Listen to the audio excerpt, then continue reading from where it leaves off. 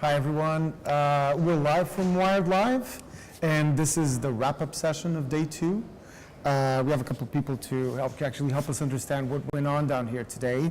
So probably we'll start by introducing them. So my name is Christian. I'm working for Accenture Interactive R&D Center, focusing on making innovation for our clients, looking at the intersection of human trends, technology trends, and of course, human business challenges for our clients. So I'm Nihit Gupta. I'm part of AI solution designing team, and I'm based in Singapore, mainly into analytics delivery. And I think you brought a special guest with you, right?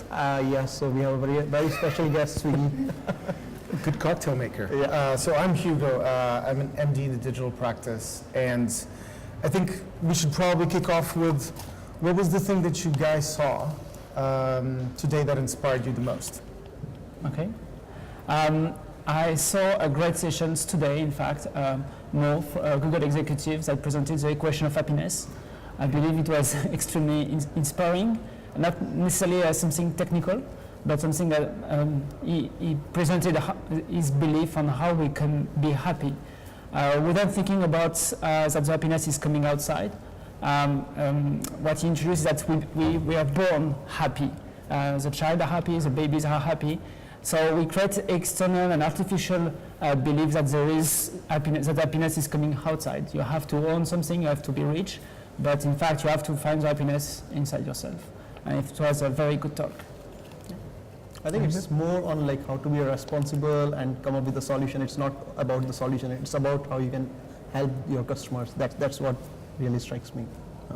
I think one of the things that sort of struck me the most was how we're moving on from the technology conversations and we're actually moving into figuring out the big questions, right? I think day 1 was really strong on consciousness and using AI to understand our own conscious, but then understanding how we can project consciousness into the technology. And the conversation just earlier about designing an AI with principles, right? Understanding the biases and how to get around it. I think that's been really strong. And I feel like today we've had a little bit more around what is the deep tech that is emerging to start supporting delivering these experiences? And also, what are the support mechanisms from governments, regulators, and also VC and corporates that are actually starting to do big investments in trying to drive this agenda forward? So it almost takes us to the next question. Because this is about people, can both of you tell me what was the most interesting conversation you had and who was it with? So I actually got someone from a very big bank, and they want me to come up with a solution idea how we can help with AI in investment solutions. So how we can make some recommendations which are really good for my customer so they earn more. That's a very important question for me. And for them as well. Yeah, it's the most important. So today we introduced one of our latest innovation, Visual Content Optimizer. That is a technology that helps to predict the level of attention from our customers on a visual content. So we introduced it to our clients, Kingfishers, looking at how we can predict the level of attention of our customers with a new design of a store or a new packaging of a product or even a new ads. So the opportunity was really to consider having artificial intelligence to support the designer and assist the designers to make a more impactful visual content. I think it was very interesting. This technology is very interesting. Firstly, because the artificial intelligence has not been trained to be perfect, but to replicate the human biases and the default of the human view. So I think this is interesting. And secondly, we didn't try to substitute the designer with artificial intelligence. We just try to create new tools to support creative people to be more effective in their work. Yeah, which is quite interesting because it links back into the story of how the technology can augment our capability, not mandatorily replace us, right? Or become the Terminator. I think in terms, the other thing that is quite interesting to think about is one of the sentences that came out constantly from our speakers today, mostly, was around continuously experiment, right? And we had someone talking to us about how they were using their experience in Antarctica for 14 months to try and model what are the types of things that they were going to do to test the possibility of going and inhabiting Mars, which is outstanding. So that leads you to doing the most strange experiments, right? And it also teaches you how not to pee in the shower, because the water gets recycled. So I'll leave you with that thought. Another really interesting one that struck me was experimenting with new forms of propulsion. So there was a team of scientists that actually had butterflies flying around in the room. Just really interesting. No idea what application that could have, but really interesting. So keeping this experimentation sort of spirit at hand, what do you guys think are the things that we're going to need to be experimenting around to the future? What does the new look like? Wow. Again, I rely on the Google talk today, and they just introduced that we are living in science fiction.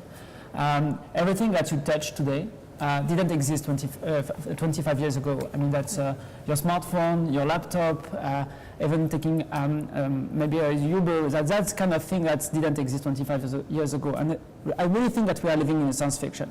So very difficult to predict what will be the future, the new. But what I'm sure that the future will be something that we will really, Accenture and most of the brands will focus to reduce the friction of the customers, trying really to understand what makes them happy, what delights the customers, and not trying to make new layers of technology, but trying to make the life simpler. So I think it's more on like how you can bring great user experience rather than like technology is one of the aspects, but I think user experience is really important. You should concentrate more on user experience, because if users feel like it's quite easy to use, they will adapt to it. If they don't adapt, that's a big challenge for us.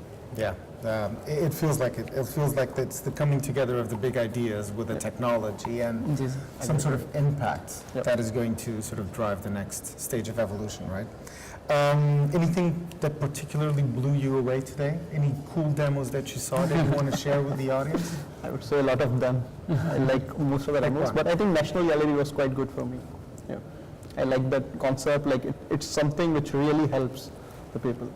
Yeah. Do you want to describe it a little bit more? Yeah. So maybe like, based on like how someone with the vision issues and all can get help from that kind of solutions.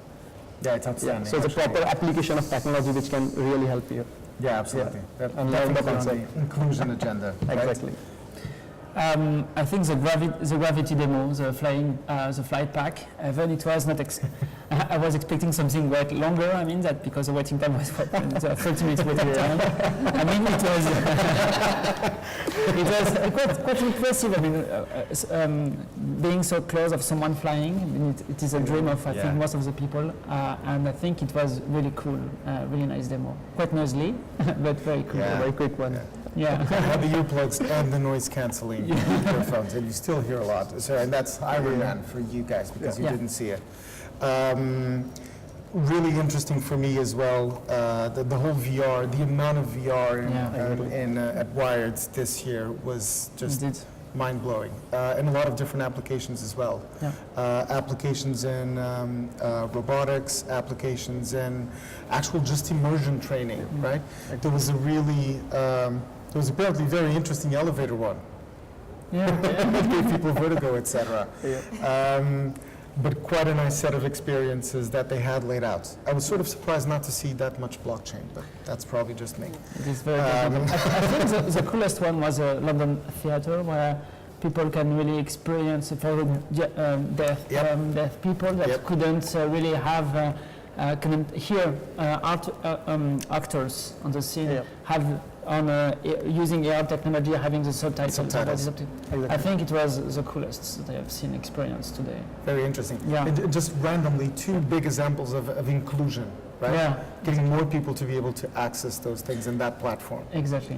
Sounds like a very prevalent topic. Based on the conversations, and especially yesterday, there was a really strong focus on the implications of AI and bias, right? Which is a really important piece of driving the technology forward in a way that is socially responsible. And just our Fjord team actually released an ethical manifesto. So that's something for you to look out for. And I mean, I think unless you guys have like any last thoughts. No, I think that it was a great event, and I think that's a lot of learnings. And I think that's one of my biggest learnings today is really that with artificial intelligence, we shouldn't try to beat the artificial intelligence. I think we just have to live with it. And I think it is something that I strongly believe, but that I see from the speakers that have the same vision. Yeah, I think the major part is like now we understand like it's becoming our digital spokesperson. So either adapt to it or left behind. That's the only option you have. Yeah, there's no other option. No other option. Other than adoption. Just made that up. Yeah, I think for me the big note is on how this year again Wired managed to bring all of the different communities that are working together and bringing these technologies into palpable use cases and demonstrating what they look like, feel like, and even hinting what some of the next steps are actually going to look like. So I think to wrap this up, thanks for watching, and we'll leave you with the video with some highlights from this year's Wired Live. We're extremely thankful to our commercial partners for supporting our endeavours. Our headline partner is Accenture.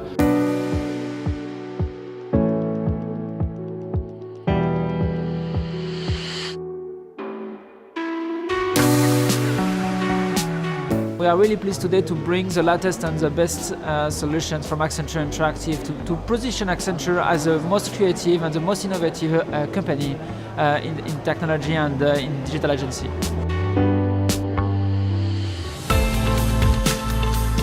We're in the age of show me, don't tell me in business. It's all about getting hands-on and then bring different perspectives. I think bringing those together and having methodologies that allow you to do that are really, really transformative. And I think that's the other thing that really strikes out from our presence here. We've done some fairly bad things with bots, I think. They've got a bad name already. They're just not mature enough in many cases, or they've been used inappropriately, and they haven't really thought about the conversation that you want to have. But as you say, if actually what you're trying to do is gather lots of information from lots of different information sources very quickly to know you to resolve your problem, and you just want to get that problem solved, you can deliver that through artificial intelligence.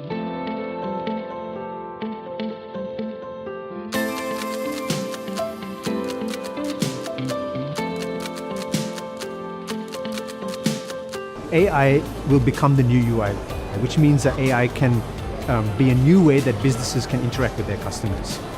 We don't see Swiggy replacing bartenders. They don't have to be scared about losing their jobs. But actually Swiggy is a really, really important example of how businesses can really get on the bandwagon for artificial intelligence, because it's really going to change the world. I think pretty much technology has been an enabler to do what you do really well, and optimization around the key operations of each of the businesses has evolved tremendously in the last few years. I think the next step is how can you actually do that and have a positive impact on society?